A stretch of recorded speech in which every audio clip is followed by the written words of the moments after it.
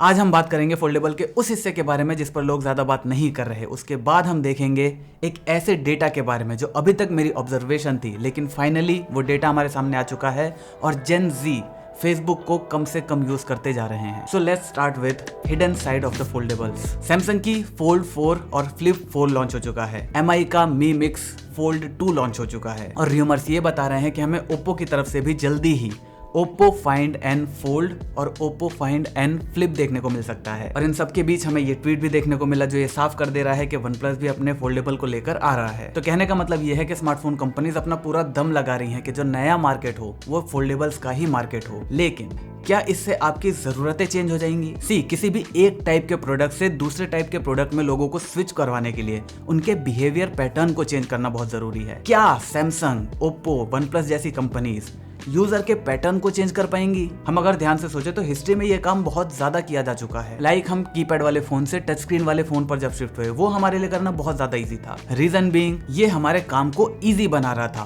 Fast बना रहा था। इसके बाद फोन के साइजेस बदलने शुरू हुए, हमने उसे भी अडॉप्ट कर लिया। क्यों? क्योंकि वो भी हमारे लिए कहीं ना कहीं इजी था। जितनी बड़ी स्क्रीन उतनी ज्यादा बैटरी बैकअप, उतना ज्यादा कन्वीनियंस, बहुत सारे ऐसे फैक्टर्स थे जो एक बड़े फोन को एक प्रैक्टिकल फोन बना रहे थे। और रही बात इन बड़े फोन्स को दो हाथ से हैंडल करने की, तो ये कोई नई आदत नहीं है। आप में से अगर लोगों को याद हो तो बहुत ही कम ऐसे लोग थे जो कीपैड वाले फोन को भी सिंगल हैंडेडली यूज करते थे। वो लोग भी जब फोन पर मैसेज या टेक्स्ट वगैरह करते थे या किसी का नंबर सेव वगैरह करते थे तो दोनों हाथों का इस्तेमाल करके ही उस कीपैड वाले फोन को यूज करते थे। तो ये चीज भी हमारे लिए अडॉप्ट करनी इतनी ज्यादा मुश्किल नहीं थी क्योंकि पास्ट में हम ये कर चुके हैं। इवन अगर आप ईयरबड्स को देख लो, हमने 3.5 mm जैक की कुर्बानी दे दी और वायरलेस ईयरफोन पर शिफ्ट हुए। इस चीज के लिए हमें चार्ज करने की दिक्कत नहीं थी, इसमें से एक के खोने का डर नहीं था और इससे इस चीज पर आना ये भी एक बड़ा शिफ्ट था। लेकिन इसको भी हमने इजिली कर लिया। क्यों?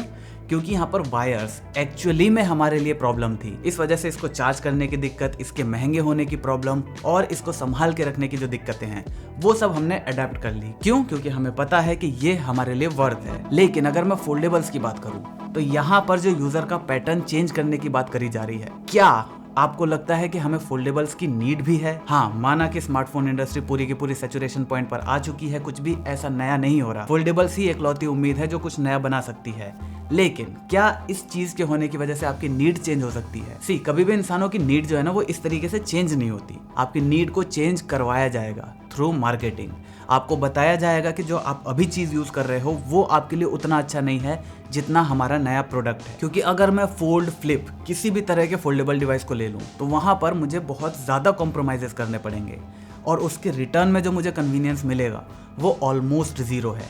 अगर मैं आज के टाइम में बात करूं, मैं इन फोन्स में से किसी भी फोन को आज उठाऊंगा 2 साल तक इजीली चला सकता हूं बिना किसी प्रॉब्लम के। एक भी ऐसी चीज नहीं है जिसके अंदर फोल्डेबल जो मुझे दे सकता है वो ये मुझे नहीं दे सकता। अब मैं यहाँ पर फोल्डेबल टेक्नोलॉजी के खिलाफ नहीं हूँ क्योंकि हमारा फ्यूचर डेफिनेटली फोल्डेबल टेक्नोलॉजी पर ही बेस्ड है। लेकिन ये जो स्मार्टफोन का गेम चल रहा है ना, ये कहीं ना कहीं सिर्फ इसलिए बनाया जा रहा है कि भाई स्मार्टफोन मार्केट सैचुरेशन पर आ चुका है, कुछ भी नया नहीं आ रहा। अब लोगों को कैसे प्रोडक्ट्स बेचे जाएं, कैसे अपने प्रॉफिट्स को और ज़्यादा बढ़ाया जा सके। इसी के साथ साथ मेरे मन में एक और सवाल है।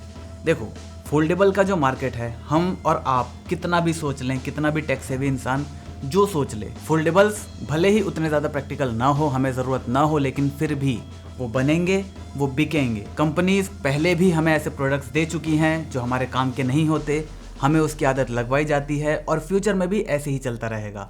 लेकिन अगर मैं आपसे बात करूं कि कंपटीशन तो यहाँ पर देखो बढ़ रहा है, लेकिन उसके बावजूद भी अगर हम फोल्ड 4 या फ्लिप 4 को देखें तो फोल्ड 1 और फोल्ड 4 में आपको यहाँ पर क्या अंतर देखने को मिल रहा है? आपको यहाँ पर ऐसा नहीं लग रहा कि जो चेंज फोल्ड 1 से फोल्ड 4 में हुआ है, ये फोल्ड 4 की जगह फोल्ड 2 के अंदर भी सारे के सारे चेंजेस आ सकते थे? क्योंकि ये बहुत बड़े बड़े चेंजेस नहीं है। अगर हम एसओसी को अभी छोड़ दें तो यहाँ पर ऐसा क्या रीजन है कि सैमसंग अपने फोल्ड फोन्स को अपग्रेड ही नहीं कर रहा, हर साल लगभग एक जैसे फोन को लॉन्च कर रहा है? तो इसका जवाब है रिले।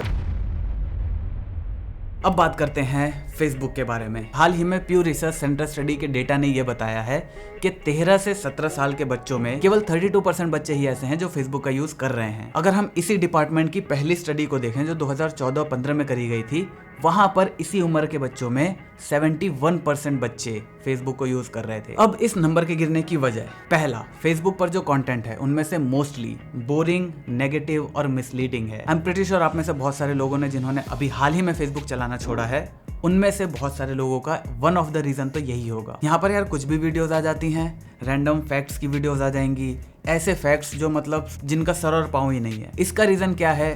फेसबुक के स्ट्रिक्ट रूल्स ना होने। अब यहाँ पर कोई भी प्लेटफॉर्म अगर अपने रूल्स को स्ट्रिक्ट बनाता जाएगा तो इससे जो एंट्री हिंड्रेंस है वो बढ़ती जाएगी। अगर मान लो मैं एक नया क्रिएटर हूँ, मैं फेसबुक पर जाऊंगा, मुझे इतने सारे रूल्स दिखेंगे, ये सारा कुछ दिखेगा, मैं डिमोटिवेट होकर वहां पर वीडियो नहीं डालूंगा।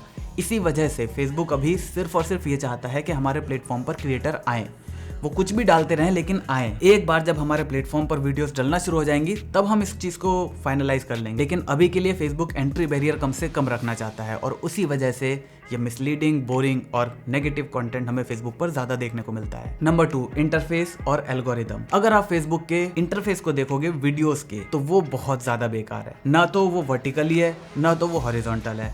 इसके बाद जो उसका सर्वर्स हैं वो इतने ज्यादा घटिया है कि भाई वीडियो अगर फुल स्केल पर चल रही होगी, नेटवर्क थोड़ा बहुत भी अगर कम हो गया ना तो बिल्कुल बफर करने लग जाता है। इसी के साथ साथ अगर कोई वीडियो हमारे चालू हो जाती है तो वहां पर वो ऑलरेडी म्यूटेड रहती है, आपको वहां पर बटन दबाकर उसको अनम्यूट करना पड़ता है। अब जिस हिसाब का कंटेंट फेसबुक पर है उस हिसाब से देखा जाए तो ये ठीक भी है, लेकिन एक नॉर्मल यूजर के लिए ये एक एक्स्ट्रा स्टेप ऐड कर रहा है। मैं किसी भी चीज को यूज करने में उतना ही ज्यादा कंफर्टेबल रहूंगा जितनी वो मेरे लिए ईजी है। तो अभी जो मेटा का हाल चल रहा है वो बहुत ज्यादा कंफ्यूजिंग है।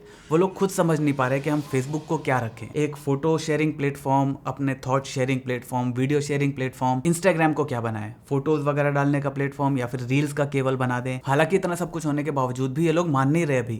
अभी भी प्राइवेसी ब्रीचेस हो रहे हैं। अगर आप इंस्टाग्राम या फेसबुक पर इस तरह के किसी भी लिंक पर क्लिक करते हो तो ये जो लिंक है वो आपके डिफॉल्ट ब्राउजर के अंदर नहीं खुलती, वो इसी फेसबुक या इंस्टाग्राम के इन ऐप ब्राउजर के अंदर खुलेगी।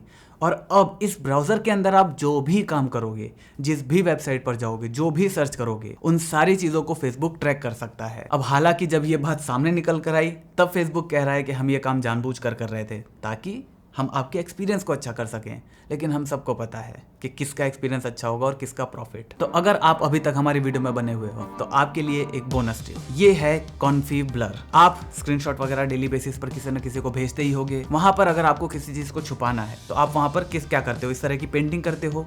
ये एस्थेटिकली भी अच्छा नहीं लगता। आप ये देखो ना, स्क्रीनशॉट में आपने अगर ये नंबर छुपाया तो ये कितना ऑड सा लग रहा है। मतलब सामने वाले को पता चल जाएगा कि आप यहाँ पर कुछ है जो आप दिखाना नहीं चाहते।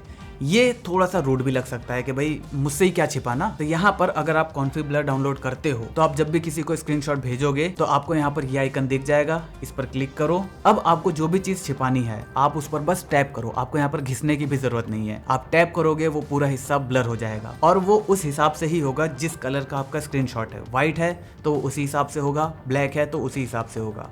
सामने वाले शायद ये नोटिस भी ना करे कि इस स्क्रीनशॉट में कुछ ब्लर भी है। ये दिखने में भी अच्छा लग रहा है और अगर उसने नोटिस नहीं करा तो उसको रूड भी नहीं लगेगा। तो मुझे उम्मीद है आपको वीडियो पसंद है। वीडियो को लाइक कर देना, चैनल पर नए चैनल को सब्सक्राइब कर देना और अब से कंसिस्टेंट रहने की कोशिश करेंगे। मैं मिलता हूँ आपसे अगली वीडियो में, तब तक जय हिंद, वंदे मातरम।